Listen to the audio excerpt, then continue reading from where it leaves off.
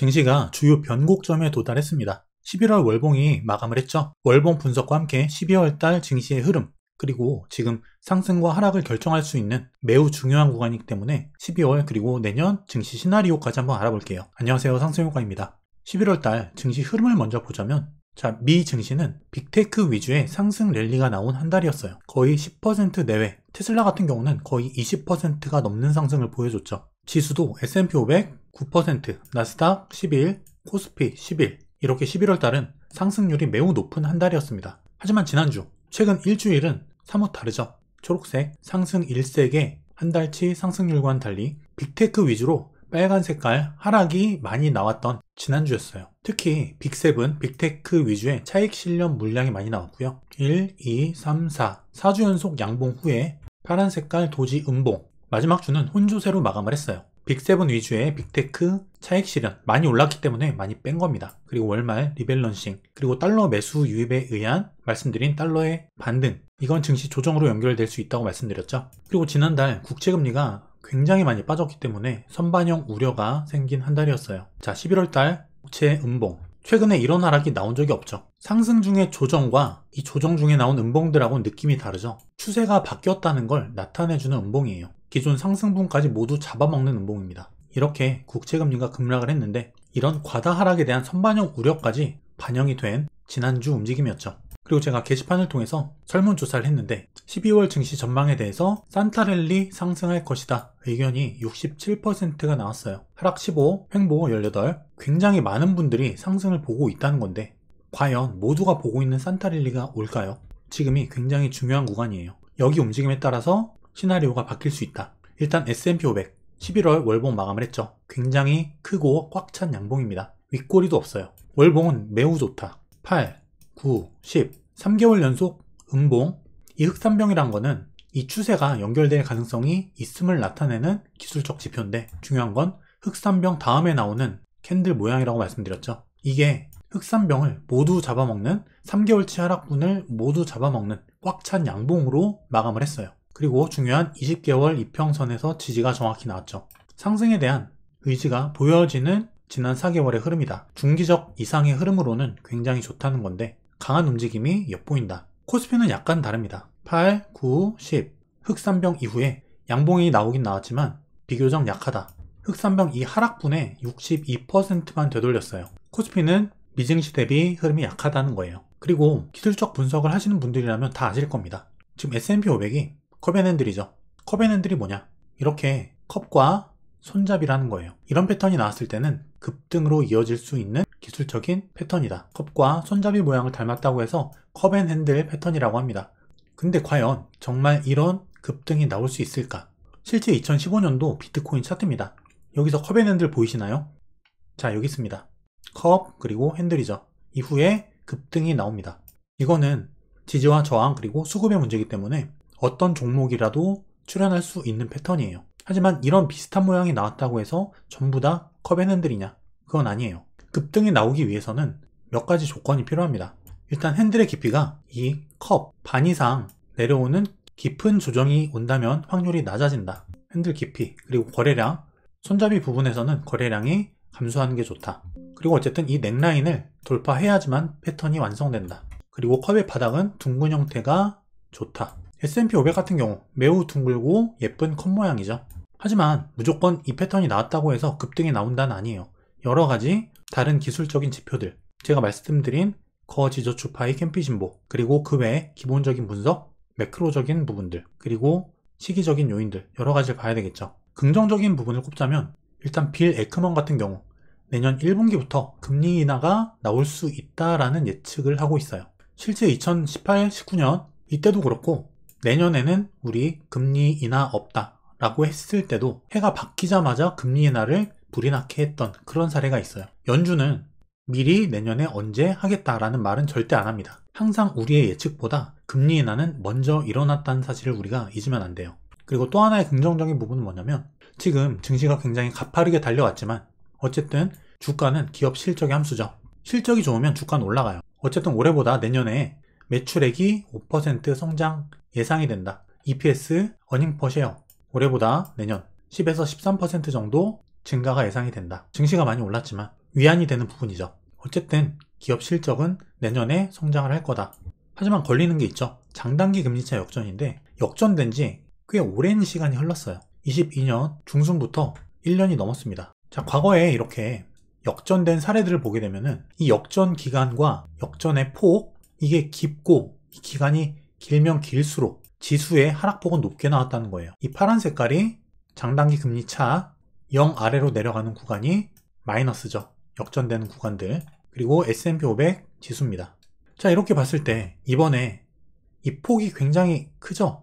코로나 팬데믹 때도 살짝 역전이 됐었고 중간중간 역전된 이런 사례들을 보게 되면은 이번에 기간과 폭이 좀 컸기 때문에 다소 걱정되는 부분이 있다. 어쨌든 2022년 1차로 한번 빠졌죠.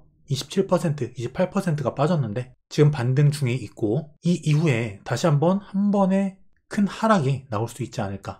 이걸 염두에 두지 않을 수는 없다는 거예요. 이건 그리고 경기 침체와 맞물려서 나타났다. 그럼 여기에 대한 제 생각도 뒤에서 시나리오와 함께 말씀을 드리겠습니다. 자, 그럼 시기적인 통계를 볼게요. 초선 대통령 바이든이죠. 바이든 행정부가 들어서고 기존 통계에 의하면 초선 대통령 재임이 아니라 첫 번째 임기를 맡은 대통령이라는 거죠. 초선 대통령일 경우 월별 수익률은 자 이렇게 됩니다. 10월, 11월, 12월 12월 달은 플러스긴 하지만 크진 않다. 11월에 굉장히 좋았죠. 근데 12월에는 11월보단 안 좋다는 거예요. 그런데 10월 달 더 좋아야 되는데 좋지 않았어요. 이거는 연차별 통계와도 관련이 있습니다. 3년차 올해죠. 수익 확률 91.7% 그리고 수익률은 20%가 넘었다. 평균적인 수치입니다. 그리고 4년차에는 수익 확률은 100%. 이 얘기가 뭐냐면 2024년 1월 달에 시작한 그 시가 그리고 12월 말에 나타나는 종가가 플러스라는 거죠.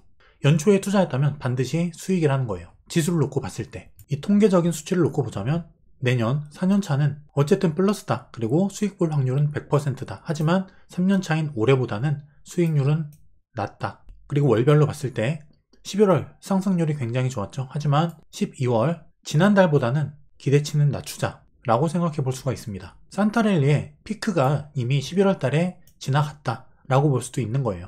어마어마한 상승률이었습니다. 개별주들이 우량주도 수십 %가 올랐으니까요. 지금까지 추세는 좋았다. 하지만 어쨌든 지금은 단기 하락이 나오던가 추세가 강하게 이어지던가 둘 중 하나로 갈릴 수 있는 구간이라는 거예요. 중요 변곡점에 도달했다.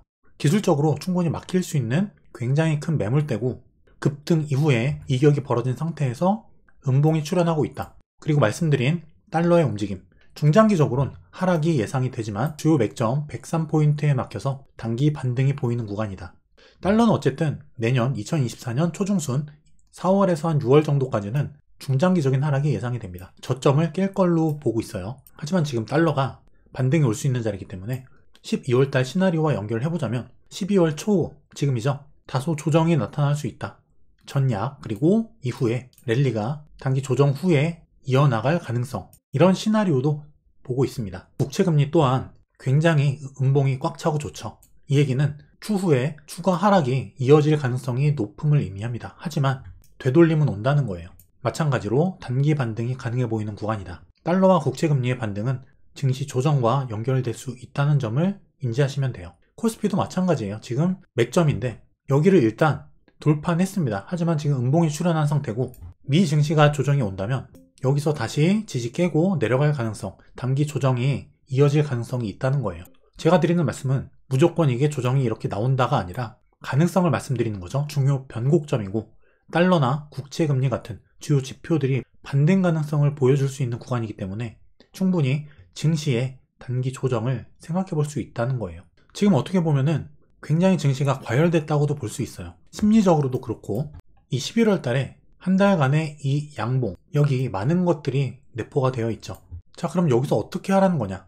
말씀드렸다시피 지금 중요 맥점 구간이에요. 무사히 돌파가 돼서 지지가 확인이 되면 증시는 좋은 흐름으로 나갈 수 있다. 하지만 그만큼 강한 저항이기 때문에 다른 여러 가지 정황상으로 봤을 때 단기 조정이 충분히 나올 수 있기 때문에 이는 조심하자는 거예요. 자, S&P 500 차트입니다. 제가 이 조정이 나올 때 계속 말씀드린 부분이 있죠. 파동이 하나 더 남았다. 이게 이 전고점까지 가거나 넘는 파동이 반드시 나온다. 이 말씀을 계속 드렸는데 결국 이 전고점을 넘지는 못했지만 근처까지 왔죠. 그리고 이 전고점과는 5%, 6% 차이밖에 안 나요. 제 개인적으로는 여기서 일단 잠시 주춤하더라도 최소 4,700 초반대 1, 20포인트 이 부분까지는 증시가 일단 가줄 걸로 생각을 하고 있어요. 중요한 거는 그 다음 문제입니다. 현재 이 변곡점에 와 있는 증시가 어떻게 움직일 것이냐, 그리고 이 중요 저항 라인을 뚫어낸 이후의 움직임이 어떨 것이냐, 거기 달렸다는 거예요. 하지만 달러의 움직임을 놓고 봤을 때는 단기 조정이 오더라도 중장기적으로는 나쁘지 않다. 제가 코스피도 2780포인트 목표 주가를 작년 말 그리고 올해 초 말씀을 많이 드렸죠. 그렇다는 것은 증시가 더 갈 여력은 있다고 보는 겁니다. 문제는 단기적인 뷰겠죠. 지금 월봉 마감이 매우 좋기 때문에 증시가 충분히 눌림 후에 다시 재차 상승할 가능성을 내포하고 있다. 근데 여기서 지지가 잘 나온다면 바로 뚫어서 지지만 잘 나오고 오히려 이 위에서 횡보 박스권이 나타난다면 더 좋습니다. 이게 사실 가장 좋은 시나리오죠. 하지만 지금 달러가 당장 반등 구간이기 때문에 일단 눌릴 가능성을 염두는 해두자. 대응하자는 거예요. 머니앤클래스에서 런칭한 제 손실 없는 주식 투자 강의, 벌써 많은 분들께서 강의를 통해서 변화하고 성장하고 계세요. 제가 어려운 지난 하락장부터 수익을 내는 그 과정에서 실제 제가 실전에서 쓰고 있는 모든 노하우들, 그런 것들을 모두 녹인 강의입니다. 커리큘럼을 보시면 기업을 분석하는 과정, 목표 주가 구하는 방법, 차트 분석 방법, 그리고 주도주와 주도업종을 찾는 방법, 달러 환율을 이용한 수익 극대화 방법, 실전 매매 노하우, 그리고 경제위기를 예측하고 수익을 내는 방법, 이렇게 주린이 분들께서 반드시 알아야 될 부분만 핵심만 넣었습니다. 많은 분들이 만족하고 변화하고 계시는 수강생분들의 후기처럼 여러분들도 변화하고 성장하는 투자자로 거듭나시길 바랄게요. 그 과정에서 제 손실 없는 주식 투자 강의가 많은 도움이 되실 거라 확신합니다. 자, 올해 마지막 한 달입니다. 투자적인 측면에서 힘든 한 해를 보내셨을 텐데 많이 공부하셔서 내년에는 꼭 성공 투자하시는 상승가족 여러분들 되시길 바랄게요. 증시 흐름은 제가 계속 지켜보면서 여러분들과 함께 계속 공유하도록 하겠습니다. 긴 영상 시청해주셔서 감사드립니다.